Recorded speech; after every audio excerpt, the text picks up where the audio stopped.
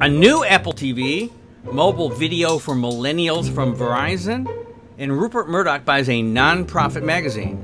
We've got all that and more this week on Hacking TV with Steve Rosenbaum. Hey. And Saul Hansel. Good to be back after a little bit of a break over the summer. Indeed. And it's been such a quiet week. No news in the OTT over-the-top video space. It's just all back to school and, September 11th. And, oh, right, there's that little Apple keynote. All right. So let's just jump right in. So I want to put you on the spot. Did you love it? No, but I was interested. I followed every, jot and tittle of it. It's sort of a certain sort of ritual, and I thought it was, there's a lot for us to talk about, but I didn't find it exhilarating. Did you? I tried. I wanted to, after I found myself staring at things like all the Apple guys have the same untucked shirt. I shouldn't be noticing that. Although they think a lot about that. That was a very heavily produced show, as they all are, right? That highly rehearsed and no room for either mistakes or wonderment. I don't know. I mean, lots to talk about from a product side, but and then we'll get to the ghost of Steve Jobs a little bit later. Let's save that. Let's start with the product itself. And although they have set a standard, right? What other company could you even possibly have this conversation about? Samsung, but you'd have to drink heavily in order to believe it. Who? I've been to CES and seen the Samsung show and all these other things. Maybe, Ford Motor Company in 1963 at the Detroit Auto Show. They've set themselves up in a place that everybody wants to be, and but it's a tough standard to keep up. Yeah, and by the way, the idea that you're going to release something every year that's going to be mind-blowingly awesome, they must buy Maalox by the caseload for that. One infinite loop, the Maalox truck must drop off just massive quantities of Maalox. It is very, there's not a fun place to work from what I hear, but they also, can make something out of nothing, right? But let's get, you said on the show 2 weeks ago that Apple TV and the new Tim Cook app TV world was going to be it. And you were right. You were right about, he was genuinely excited about it. It's no longer a hobby. They moved TV front and center, and, he made big promises.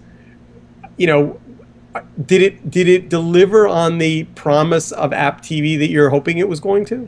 Well, look, I haven't touched the device, but I felt this pang of sort of, I told you so, when he said, the future of television is apps. That's what my company was about. I believe it. And so what is relevant about that in the new Apple TV? It is, a very high-end processor with a lot of memory, a new open operating system with an open app store, and he just mentioned this in a second, apps are going to be published as, quote, universal apps, meaning just like if you download it for your iPhone now, it shows up on your iPad. If you download CNN app for your iPhone in the future, it will show up as the same app on your Apple TV. That's distribution, right? That is, and I think it's what consumers want. They have relationships with Netflix and CNN. So I think that is going to have a substantial impact on distribution just because they're right. They're not the first one. That's what Roku's been doing. That's what, all the smart TV people like Samsung have been doing. So it's not like Apple's the first one. But Apple sure has the biggest ecosystem, and their people adopt stuff faster. Now, you got to believe that Bezos and his crowd in Seattle were screaming at the TV, though, like, "Hey, wait a minute! You're announcing Siri voice search like no one did that before." And meanwhile, Kindle Fire TV has a pretty good voice search product, and that's been out there for a bit. So, like, it makes you wonder how they can sit in the room, write the script, and say, "We're going to claim we invented voice search, and no one's going to call us on that," and then no one kind of did. But they never said, we're the first ones to do this. They just said it's the most spectacular thing we've ever done, right? Yeah, they only compare themselves to themselves, basically. It's part of the cult. But, the Apple shtick is ever more an ecosystem play, right? It's the stuff works together, and, their stuff isn't always the best by any means. I got myself a cheap Kindle, and I'm liking a couple of things it does better, although it's nowhere near as slick as the iPad sort of on overall, but it's... I mean, the thing that you're right about, and why I found myself watching the keynote and thinking about you was, because, I've made an app for the Apple Store. And I will tell you that when you work for when you get an app into the App Store, like, the process of getting it published and getting them to approve it is so gruesome and so demanding that, like, it has to be unbelievably perfect. So if they do that same thing to TV apps, then yeah, maybe their device, the difference between Apple TV and Roku is Roku says anybody can get on, and, it has to be pretty good, but mostly you can get, and the same thing with Kindle Fire. So if Apple does its kind of same totalitarian control freak thing, they could have the best TV apps in the market. Don't you think, among the apps you've made is a fabulous 9/11 app based on so much work you did shooting a 9/11 and so on. Don't you think that that's an app that, with a slight rethinking, is one that people are going to want on a TV, in a classroom, in a family? There's a lot about the experience you made there that is shareable, that belongs in a living room as well as on an iPad or an iPhone. Listen, this is the question we're all struggling with in the video space right now, because the answer is yes, but it was expensive to make. And so would I go in and refresh it essentially for $0 because I didn't sell it? I gave it away. Would I take $10,000 out of my pocket and invest in a refresh so that it would work on Apple TV so that more people could have it? That's an expensive donation to the Apple ecosystem. Well, it's interesting. So what did you think of the demo of the Major League Baseball app? I thought it was pretty sexy, now that you mention it. I mean, I'm not, as I'm not a baseball fan. So, but sports is going to be the tipping point for a lot of OTT stuff. And by the way, here's the other thing about Apple TV that I thought was interesting. I'd love to have been in the meeting where they made the decision to go from $99 to $149. Like, we're going to raise the price. We're going to add not a whole lot, except a new controller.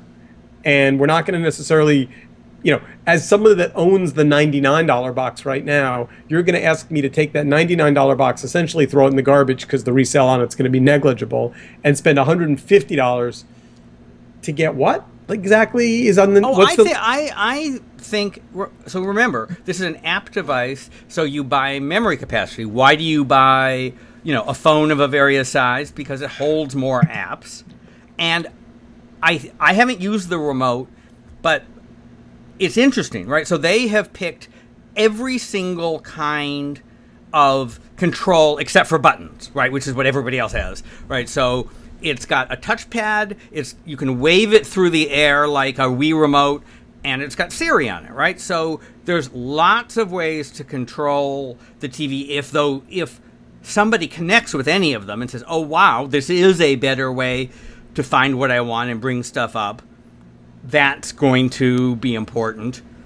If programmers make stuff like the Major League Baseball app that gives you things to do while you're watching. Very expensive, but engaging, at least for mass experiences. that will draw people in, right? So if you are a baseball fan, you go to somebody's house and they have an experience that you want that involves the remote, of course you'll spend $150. Yeah, no, I agree. Listen, I think they really did want to have an OTT product that they could. I think they were very close to having enough third-party content that they could do more of a television experience. And I think, when you're the biggest company in the world, broadcasters and cablecasters and those guys say, show me the money. And I think those negotiations have to have, I think the broadcast world said, we're not going to make the mistake music did and let you guys repackage our content on your device. And I'm guessing those negotiations were pretty unpleasant. And I don't know entirely that it's necessary, right? You may. Oh, that's interesting. Right? Yeah. I see your point. So here's. So think of it. That device already has a CNN app and a CBS app and an ESPN app, right? So you can get to this. The app with a direct connection to the network is the most important bit. Now, we're moving slowly to an era where you may have a la carte pricing, right? You've got that for HBO and CBS and a handful of things. There's an argument for a bundled pricing that doesn't have anything else, but I'm not sure. That's a small value add, and that may come 5 years from now. It's not a big deal. Listen, I thought so. What I didn't start out the show by saying to you, because I didn't want to color it, was I went out last night and I saw the Alex Gibney Man in the Machine doc. I saw the Steve and that, to spend Wednesday, 2 hours of my Wednesday watching Steve, or Tim Cook on stage, and then spend, Saturday night 2 hours watching The Ghost of Steve Jobs and Alex Gibney's pretty searing but interesting documentary. They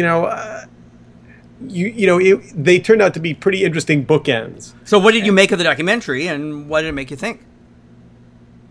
So a couple things. First of all, I'm a documentary filmmaker, as you know. So you have to start with, the understanding that, as opposed to non-fiction filmmakers who get to sit in front of a blank piece of paper and write a script, Gibney starts with found objects. People who are willing to do interviews, clips of Steve Jobs in either depositions or on stage at Stanford giving a graduation speech. Turns out there's not very much video of Steve Jobs other than the actual Macintosh presentations. And you can't make a film out of that. And most everyone who knew him, everyone who was inside his circle, refused to be interviewed.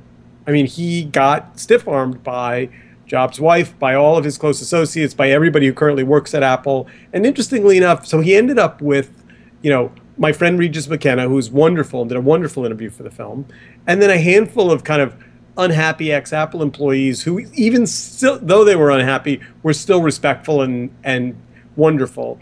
But you didn't come away with the film. There wasn't an aha moment where you said, "Now I get him." There's another film coming out, as you know. That one will, the insiders seem to like it better. It might be that Jobs is better treated in a fiction film than in a documentary. But I didn't come away from the film, and I love, Gibney's work and think he's a genius, and I didn't come away with anything that made me with a better understanding of either Apple or Jobs or his complexity or why we love our phones so much. I mean, the film starts with the day that Jobs died and the outpouring of grief around the world, and I'd forgotten until I saw that video what an extraordinary global sorrow there was, like just how, and how people were just overcome by his passing, almost without knowing exactly why.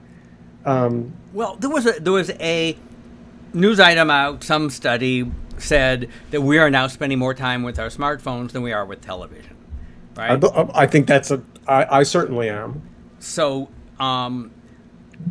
to be associated more than any other person with a device that has so dramatically affected our lives, right? He clearly is up there with Edison and Ford and a couple of others in terms of, but having your point, a real impact. But when General Sarnoff passed away, I mean, Like I think, listen, this is, we're slightly off the topic of the podcast, but not really, because Not really. we're struggling with, will Apple do to television what it did to phones and social and Twitter and all these other things? Will television become more personal, more handheld, more interactive, more Apple-ish, or will Apple kind of graze it but not nail it? And I think, you know, it might be that this next Apple TV, we start to get a sense of that. I think you put your finger on it earlier when you said the trick is that when you download any app to your phone or your computer or your iPad,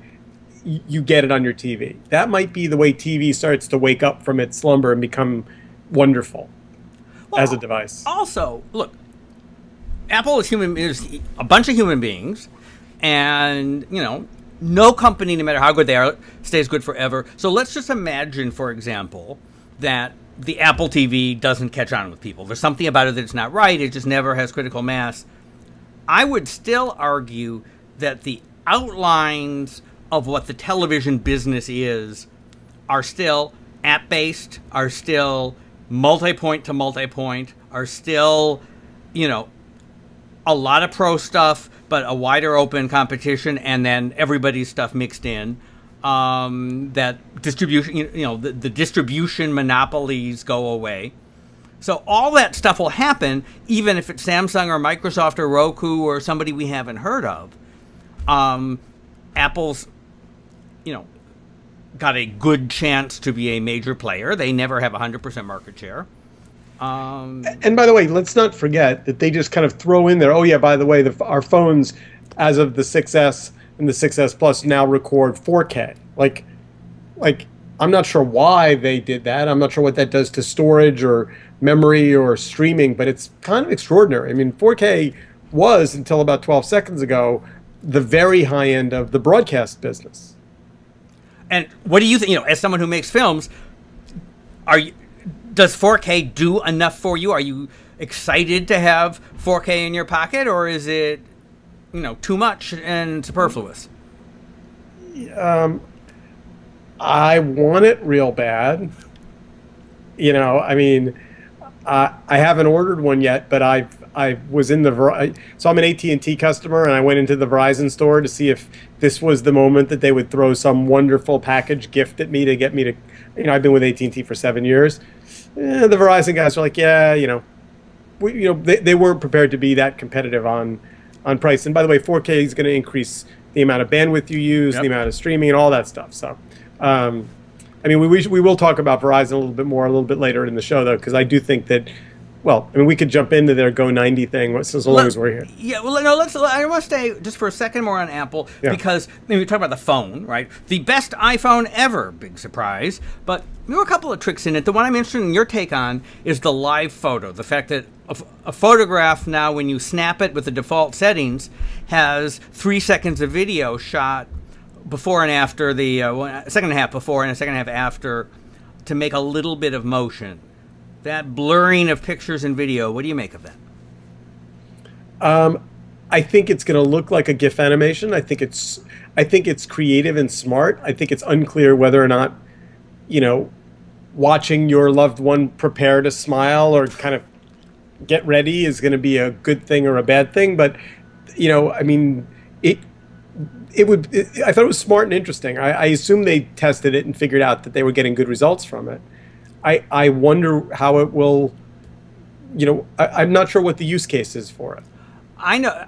I just came back from 2 weeks of vacations with my daughters, and I took 4,000 snapshots. And because it's on my phone, because they upload automatically whenever I'm in Wi-Fi, so there's no constraint whatsoever on shooting pictures, and I think they're very cute. And anyway, but I started actually shooting a little bit of short videos more as snapshots, because I sort of felt like it captured just a little bit more of the place. And so I would have been very happy to have that on. It also covers, sometimes when focus or lighting isn't right, just a teeny bit of motion, your eye sees things differently. So So have you ordered the 6S? I have not. I am very interested in it. I am currently using an iPhone 5, but I'm waiting. There's no reason to rush to have it on the first day. Yeah, no, I think there will be supply. I don't think there will be the same. I don't think they're going to do the same, either real lack of shipment or, or you never really knew whether they actually kept them all in the back room and just released them a bunch of, like any good nightclub, they want to have a line out front, and there'll be a line out front, when they ship. So I think they said, and this confirms, I think, what at least some of the news reports say, that their market share is increasing against Android. I think that's right. And so, in there, there's enough stuff in there that's interesting that I think that they'll sell another $1 trillion or whatever they sell of them. And, yeah, no, for sure. And by the way, and the other interesting thing, not that we need to talk about Apple for the whole show, but the iPad Pro, it looks a lot like they finally acknowledged that maybe Microsoft had it a little bit right with the removable keyboard and the stylus. But you know what? I think that's going to sell too. I think it's very interesting how they're playing the fact that, the thing they're building in an iPad is a lot like a laptop, but it's different. So Microsoft is trying to make them all one thing. Apple's not. Now, some of that is a control thing, right? So the Mac line is very successful. People like it. It's based on Intel chips in an open environment. They control everything. It's like they're Henry Ford speaking. We've talked about it a couple times, with vertical integration, right? They are making the chips. They are making the glass. I mean, they own the stack in iOS, and they're making it more and more powerful. So you can have a keyboard and a stylus. They talk about it for video editing, right? This is the stuff they're talking about doing on an iPad that costs $800 is what you used to do on a Silicon Graphics workstation, right? Yeah. That's going to be interesting. In another iteration or two, right? I mean, you will have an interesting choice. How they, but, I don't know. Would you want to edit video on a 13-inch iPad? If I could drag and drop things, yeah. I mean, I'm just shifting over from Final Cut 7 to Final Cut 10, and it's a little painful. I mean, we're, you know what? Look, let's wrap the Apple conversation with this point, which is you were right. Apps are important. I think that they're going to sell a ton of Apple TVs. The last time that they refreshed Apple TV was 2012. Right, and so that wasn't much of a refresh either. Yeah. So I think there's a lot of people ready for a new device, and at $150, I think they're going to sell a boatload of them. And much more, a year from now, we'll be talking about the apps now, right? I mean, it's the interesting thing is the gun went off the moment the keynote was done. You could download the developer edition of tvOS. So now let's see what people can build with it. A hell of a lot more than you can build on your Time Warner cable box, that's for sure. Fair All right. So what applications, right? So Verizon, right, or AOL or whatever the hell the company is, with their exciting new logo with a check mark next to it, sort of like it belongs on your shopping list, has introduced their take on an over-the-top service. What was it? Go90. Yep. What do you think of that name? The name interests me less than the product. I think the name is what the name is. I mean, I think, they're going to give away a lot of content. They're not as concerned about advertising because really what they're selling is bandwidth. And at the end of the day, if they get more people consuming video, that increases the bill, and then they can lower the bandwidth charges per gigabyte, but it's kind of like the early days of long distance. I mean, to me, that's really what they're trying to do, is get people used to consuming video pretty regularly on their phones. Okay. I'm not sure I would see it that way. I mean, they call it mobile. I just don't believe, I don't think mobile is exactly the right context, or is the right language for app devices, because while people do use them out and about, they use them certainly for video more on the couch. Yeah. Right. And so. But then they use them on Wi-Fi. Exactly. So, right. yeah. So it's not obvious. I mean, there was. Tim Cook had some sort of concocted statistic. 60% of the viewing time of premium video on demand was on Apple devices. Now but I'll bet you most of it is on Wi-Fi or Ethernet. Some of it is on, LTE. People like to have both. But if Verizon is, Verizon's a company because it's a cable company with Fios, and it's a mobile company. And how they think about this, right? If they were just thinking like a cable or like a mobile company, it would be all about how do we increase average billing, and if we give people stuff that makes them buy bigger bandwidth bundles, that's great. The cable company, they're worried that their business is going to go away, and they need to create an over-the-top alternative to replace the kind of distribution that they have now. It's hard to tell because the bundle they have now, the Go90 is free, so it can't really compete with cable because they don't have anywhere near enough money to buy whole networks.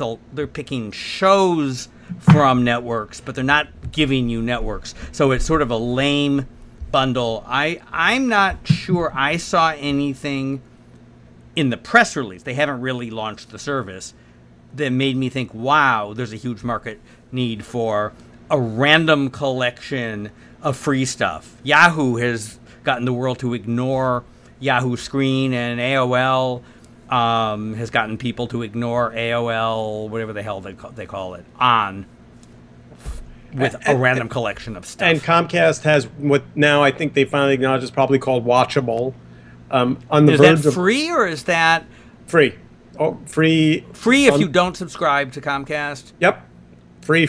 And what? Ad supported.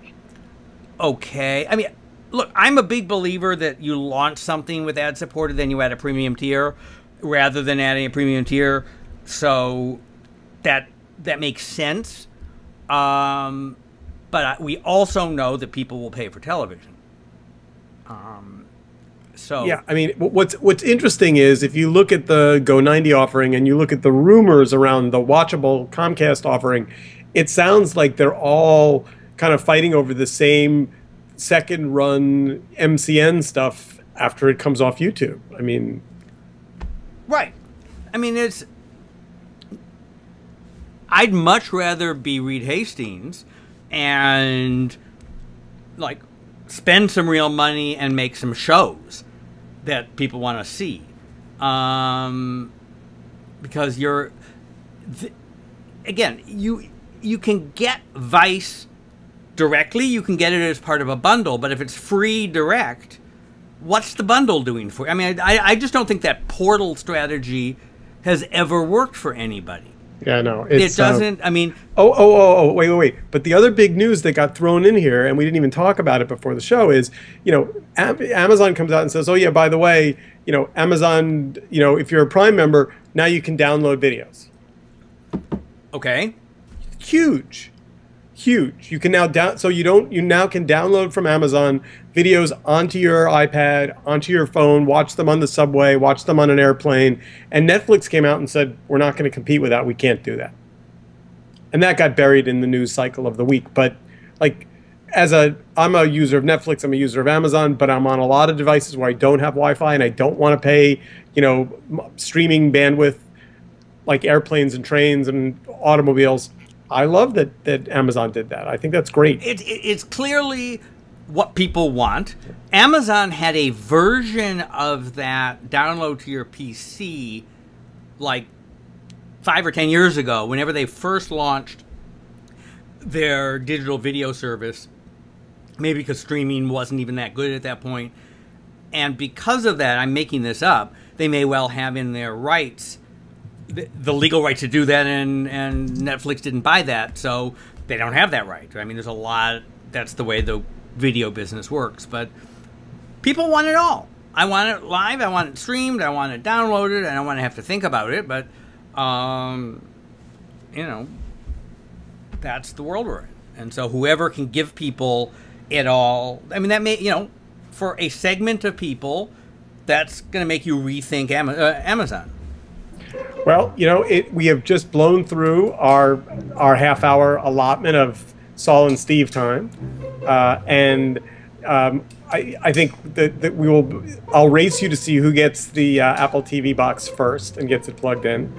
I may or may not get a phone, so we will be back next week with Hacking TV, and we will hack away a little bit more, and there will be, you know, Emmy news and more buzz and more things going on, and looking forward to seeing with you and catching up on I'm going to keep calling it OTT so that you can yell at me, like the over-the-top television revolution, and we'll see you next week.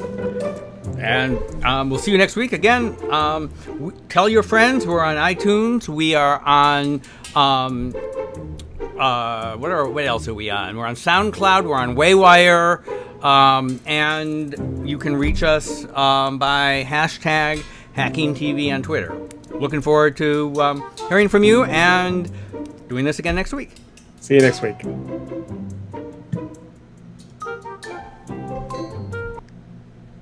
And we are done.